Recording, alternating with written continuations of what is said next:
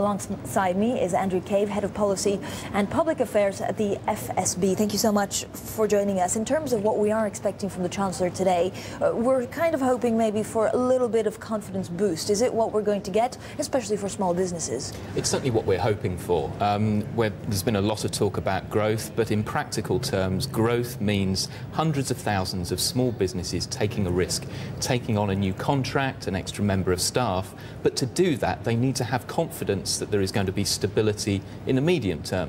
So today we want to see action around the issue of fuel prices, but also red tape around employment law as well, so that employers taking on new staff know that the ground rules are not going to change under their feet over the next 3 years. How crucial is it about, the fuel prices? Because we're just hearing from our reporter in Portugal, there's a big concern that actually if the government doesn't bring enough money in, then we will be penalised by the bond markets across the world. It's a careful balance to be struck, of course, but at the moment 60% of businesses are passing the cost of the fuel increase on to consumers. That in itself is fueling inflation.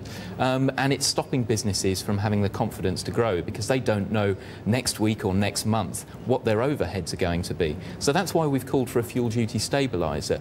That will still mean that the Treasury receives revenue, but it will also bring a bit more predictability into the market. And if they don't listen to you on that point, will it be a fiasco budget?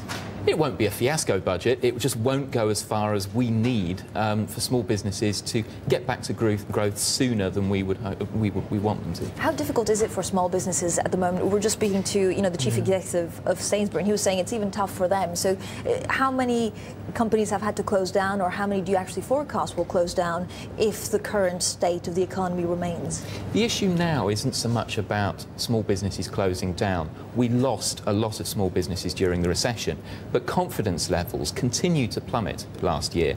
And what our concern is now is that businesses will stay in business, but they just bump along the bottom. They're not actually trading. They're not hiring, meaning they're that they're not not hiring, actually making any money. they're not, exactly, and they're not growing. The number of business owners that I speak to now who stopped paying themselves a wage months ago in order to keep staff on, they've been flexible through the recession, but they need to see the light at the end of the tunnel in order to keep going at this stage. Are there any particular sectors in small businesses that are doing worse than others? I think recently our research has revealed that, particularly in light of the high fuel prices, construction is suffering, manufacturing, and of course the transport sector as well. But we're very worried about manufacturing because it has returned to growth and is doing well. But unless we tackle fuel prices, there's a danger that that could slip back.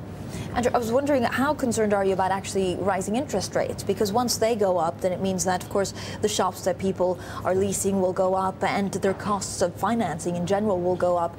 Will that hit small businesses harder than the big ones? It would do, and I think that's the worst case scenario at the moment. We would not want to see an increase in interest rates until the end of the year at the earliest. But this comes back to the issue of what is leading to inflation at the moment. If we can tackle fuel duty prices, then that will have a knock-on effect and that will start to bring down inflation. I think everyone's been surprised at how much business has had to pass on the VAT increase and the fuel duty increase, but we need time for that to level out. What do you say to critics that say actually the companies, the small companies that at the moment aren't making money shouldn't even exist because, well, we're all in it in the same way. We just have to make, money despite the environment. That's very true. But, I mean, small businesses are the businesses that generate the jobs. Between 2002 and 2007, they generated 80% of the new jobs created in the private sector. They are the engines for growth, and they always have been. We need to get back to that point, but they do need help and assistance to avoid us moving to a twin-track economy where you have big business thriving, possibly at the expense of the small business community. And Andrew, again, if you were just to give, the Chancellor two clear messages now, it's one, don't make the taxes on fuel too much penalising for the small businesses, and the other one? Two things: stability, we need that, and then incentivise growth, incentivise job creation by tackling payroll taxes and incentivising people to take on new staff. Andrew Cave, thank you so much.